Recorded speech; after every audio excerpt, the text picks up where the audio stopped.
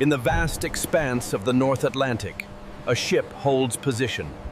Its mission, to find... The Titan's Reach is a vessel built for one purpose: deep ocean salvage. Every piece of equipment has a role in the complex operation.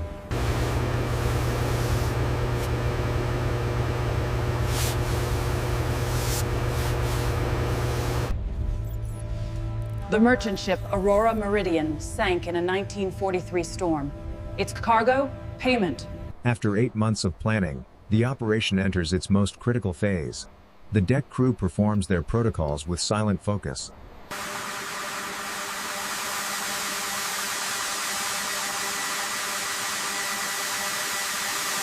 The pilot has logged over 2,000 hours in vehicles like this. Her hands know every seal, every fitting, by feel.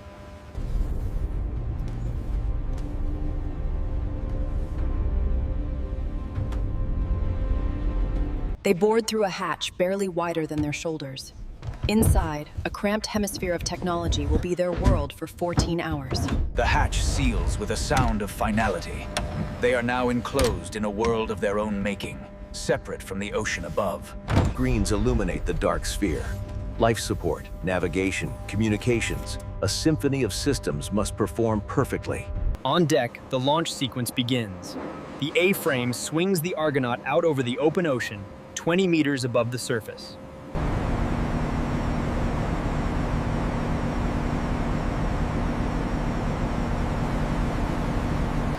Then comes the descent, a controlled drop from the world of air into the world of water.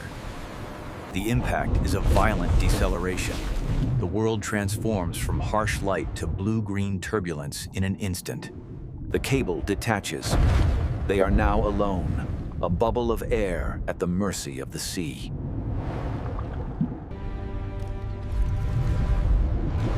The pilot floods the forward ballast tanks. The Argonaut tips.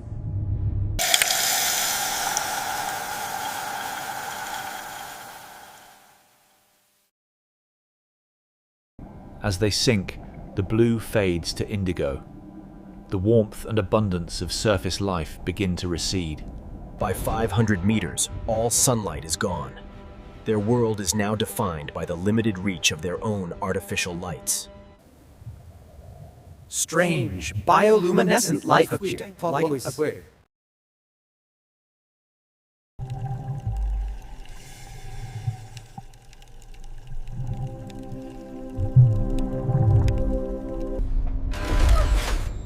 At 1,000 meters, the hull begins to speak. Pings and creaks. The cold seeps in.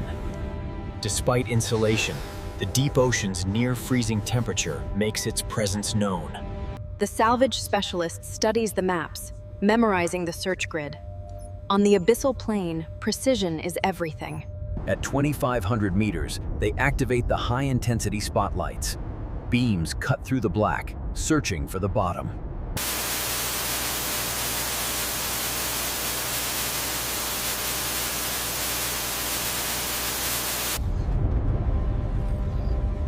The sonar finally resolves the bottom, a relatively flat abyssal plain. The pilot initiates the final descent phase. She bleeds ballast, slowing their fall to a gentle, controlled sink.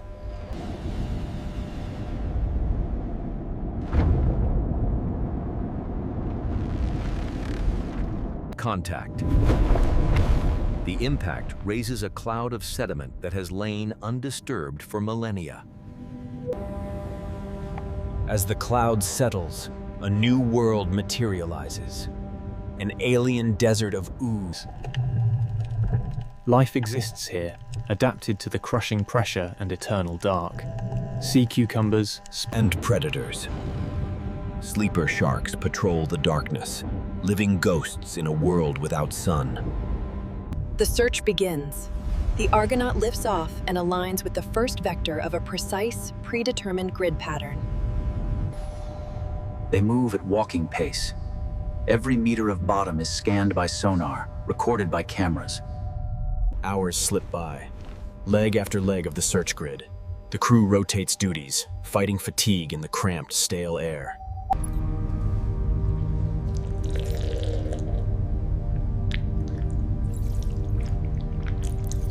On the 7th hour, the sonar catches an anomaly, a shape with straight lines, the signature of human creation in a natural world.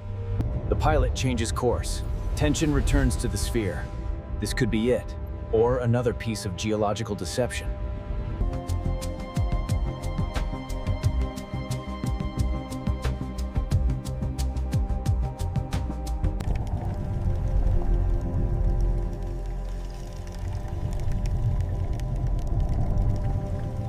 They approach with extreme caution. A wreck is a dangerous place, unstable, prone to collapse, filled with entanglement hazards.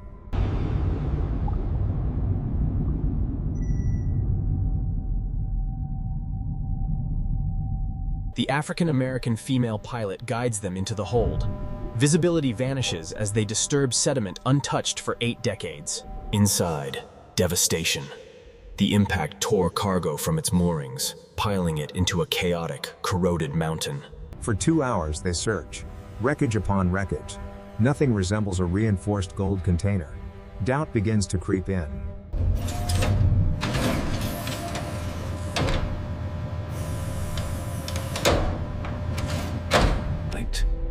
They bear the scars of 8 decades underwater, a mineral patina. But the metal itself is 37 visible, likely more buried. A quick count reveals 37 bars in this pile alone. According to the manifest, this is just the beginning.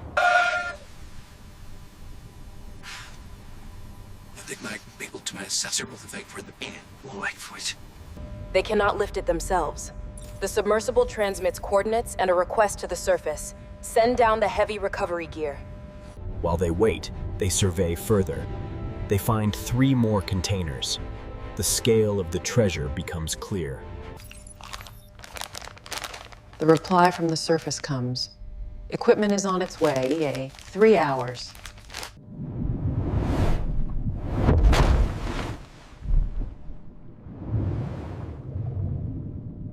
Now, the most tedious phase begins. The salvage of deep ocean gold is a game of centimeters and infinite patience.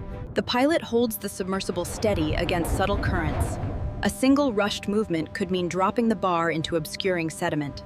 Positioning, then release. The first bar lands in the basket with a satisfying, weighty thud. And repeat. Grip, lift, transport, release. A mechanical rhythm that will define the next 12 hours.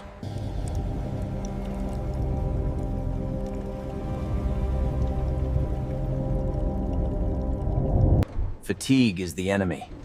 The crew rotates duties constantly, but the cramped space and mental strain take their toll. After 8 hours of bottom time, the count reaches 214 bars, over 1.5 tons of gold. Time to surface. But the deep tolerates no overtime. Systems approach their limits. The Argonaut must ascend.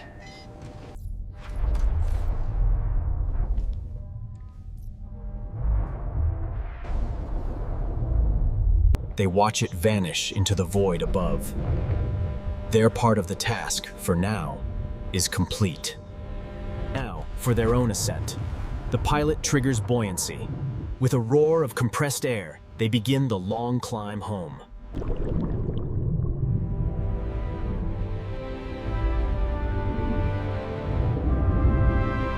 They breach the surface. The world explodes with light and noise after 20 hours of silent darkness. On the Titan's reach, the prize has already arrived. The basket hangs from the crane, seawater streaming from its mesh.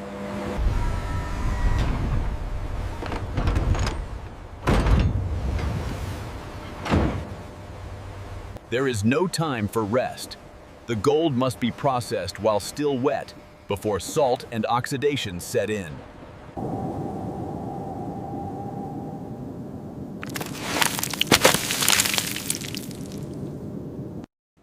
Then, cleaning. Heated freshwater under high pressure blasts away 80 years of deep ocean accumulation. And beneath the grime, the truth is revealed. The characteristic, warm, yellow gleam of gold. Soft brushes remove the final patina. The serial numbers stamped in 1943 are as crisp as the day they were made. Each bar is weighed, measured. They match the historical records exactly. 12.5 kilograms of refined gold. The process continues for hours. Bar by bar, the fortune is revealed, transforming from... By evening, the task is complete. 214 bars lie in ordered rows, gleaming under the deck lights as the sun sets. The pilot lifts one. It is deceptively heavy for its size, cool to the touch despite the tropical air. She traces the serial number, a direct link to the miners, refiners, and sailors of 8 decades past. The systems operator looks from the gold to the ocean. The fortune is immense, but the ocean from which it came is infinitely more so. In the operations center, data is compiled. A report.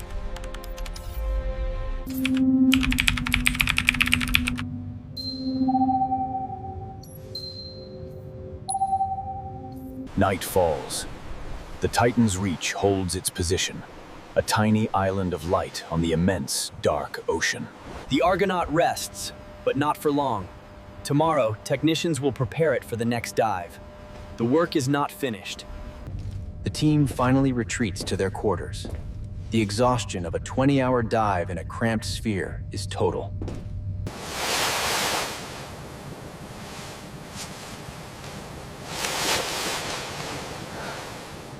For some, sleep does not come easily. The memory of the abyss and the weight of the gold lingers in the mind. And on deck, under the stars, the recovered fortune waits. Patient, heavy, and real. A new day. The ship wakes to the memory of yesterday's success and the knowledge that the work is far from over.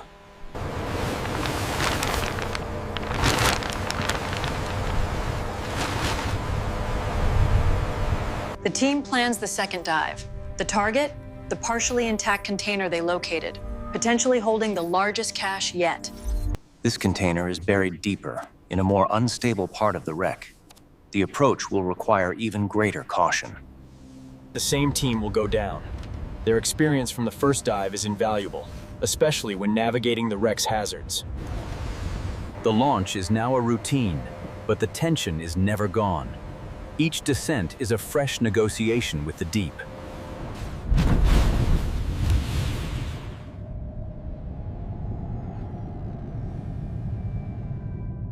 The 90-minute descent is a familiar tunnel now. The crew uses the time to run system checks and refine their approach plan.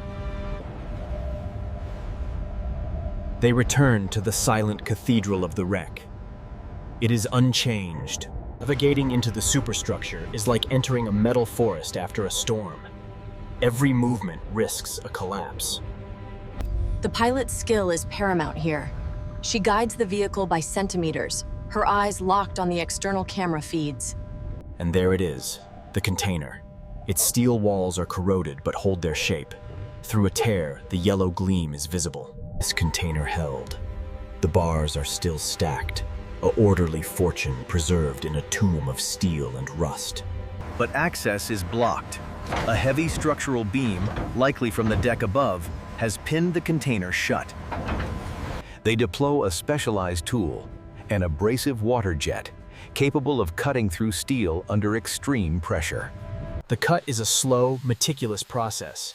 In the cold, dense water, even this advanced tool works at a fraction of its surface speed.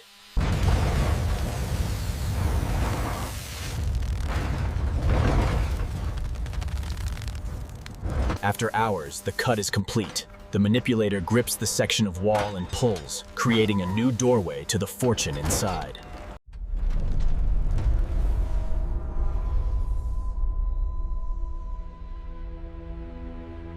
For a moment, all professionalism falls away. They are simply 3 people witnessing something few humans will ever see. The dance begins again. Reach, grip, extract. But now in a confined space, where each successful extraction is a minor victory. But the wreck is dynamic. Every movement changes the environment. Hours melt into a rhythm of intense focus. A small mountain of gold grows on the seabed beside the wreck. Then, a warning. The sonar detects a subtle shift in the wreck above them.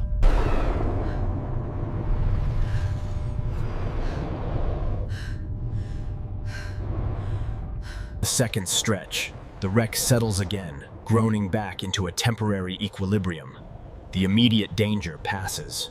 The salvage specialist makes the call. They will recover what they've already pulled out. The rest will have to wait for another day. Prudence overrides greed. They signal for the basket and begin loading the gold they can safely take. The loading is efficient, driven by the memory of the shifting metal above them. The deep has reminded them who is in charge.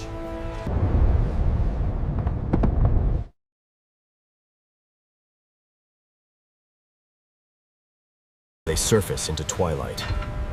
The weariness is not just physical this time, but the deep fatigue of confronted danger. The second yield. 8 or 9 bars. A fortune by any measure, yet they know a larger one. The debrief is all about risk assessment. The data is analyzed. Was it a one-time settlement or a sign of impending collapse? It is a professional defeat. Work continues, but the mission's character has changed. From aggressive recovery to careful harvesting of what is safely available. In the days that follow, they work the perimeter, collecting bars that were thrown clear in the sinking, scattered across the plain. Each find is now a solitary prize, a piece of the puzzle scattered by the violence of the ship's descent.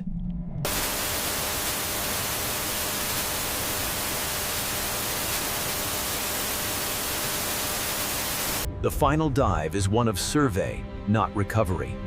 To document the site as they leave it, for the historical record. They pay their respects to the wreck, and to the fortune they must leave behind. A tribute to the ocean's enduring claim.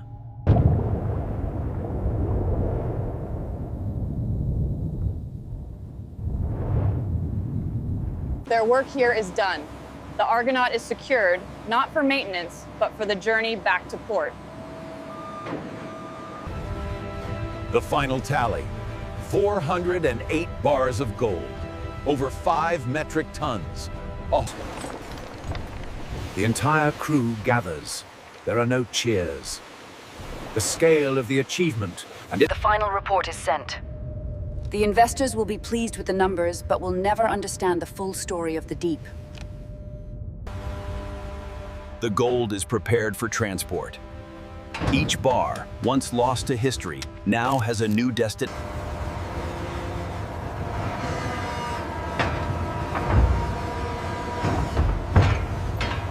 With the treasure secured, the ship turns for home.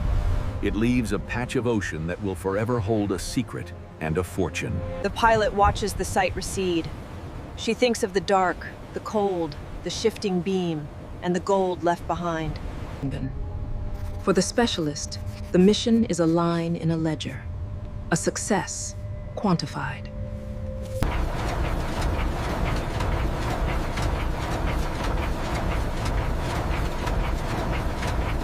The voyage home is long. Time to decompress, to process the weeks of pressure, both physical and psychological.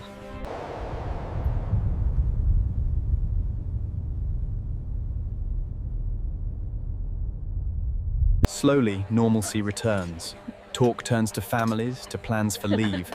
The extraordinary begins to recede into memory.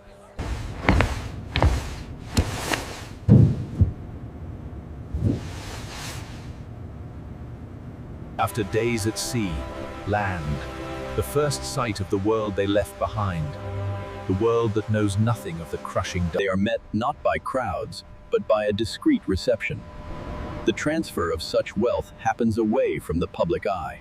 The gold begins its final, terrestrial journey, from ship to truck to vault, from salvage to asset.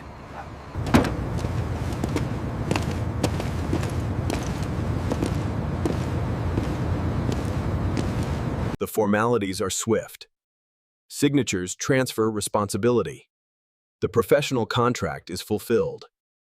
And just like that, the team that lived and worked as one unit for months scatters, returning to separate lives. Weeks later, in a sterile vault far inland, the gold is just that, gold, an asset on a balance sheet.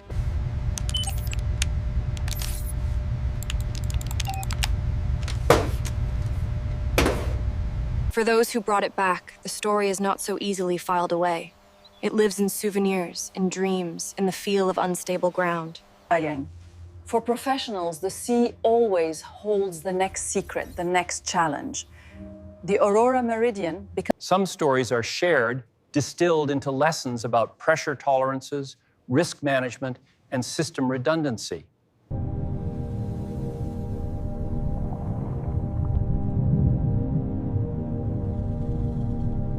The ship is prepared for its next mission, to search for another lost thing in another part of the vast, uncaring sea.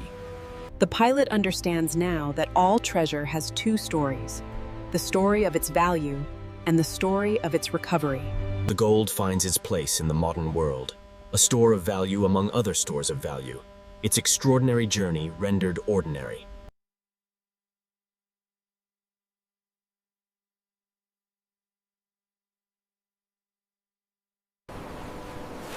For those who have been to the bottom, the ocean is never just water again.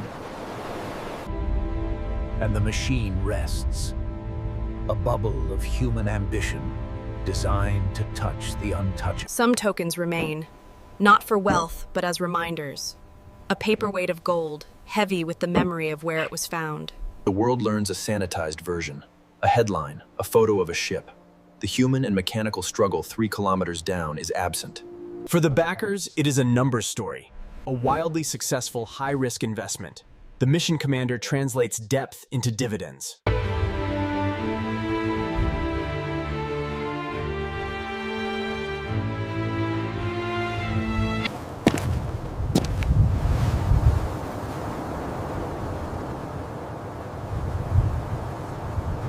Science verifies the treasure.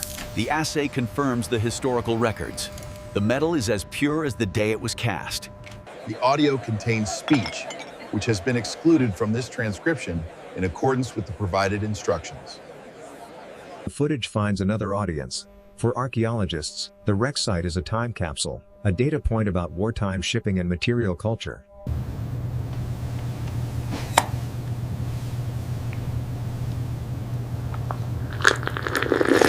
For families, it becomes a story. Simplified, made safe. Mommy found treasure in the deep, dark sea. And the gold returns to darkness. Not the crushing, living dark of the abyss, but the sterile, controlled dark of security. The sphere is tested. It must be perfect. Its integrity is the only thing substituted between 3... Other recoveries from the site hold different value. The manganese nodules are archives of the ancient ocean, holding secrets far older than gold. The token's circulet, a fragment of the fortune, encased in plastic, becomes a paperweight for an office desk, a symbol of a concluded deal. The ocean reveals nothing. It can hold a fortune a stone's throw from your hull, and you would never know. They meet, as such crews do. The bond forged in the sphere remains. They are among the few who truly understand the experience.